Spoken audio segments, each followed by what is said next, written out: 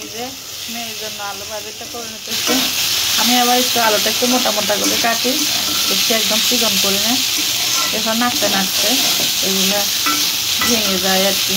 আমি আলু ভাজি করতে আলু ভাজিতে পানি দিই না, অনেকে আবার পানি দিয়ে করে। আমি শুধু এক্সট্রা তেল দিয়ে ভাজি করি। তেল বেশি দিই না, মোটামুটি লাড়ার উপর থাকলে লাড়লে বেশি কিছুক্ষণ পর ফলে দিলে আর ভাজে না। যে হয়ে আসলে আমি ধনে পাতা দিয়ে দেবো।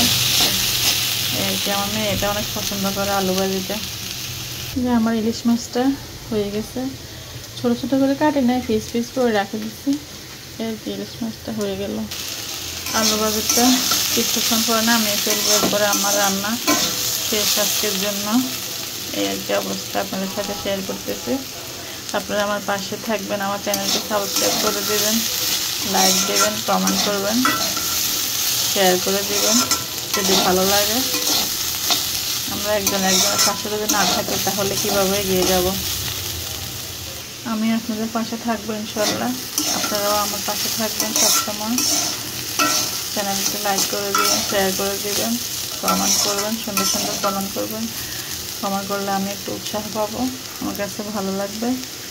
আমি আপনাদের কাছে এটাই আমার অনুরোধ। আমি আপনাদের চ্যানেলে যাব, ঘুরে আসবো সবাই।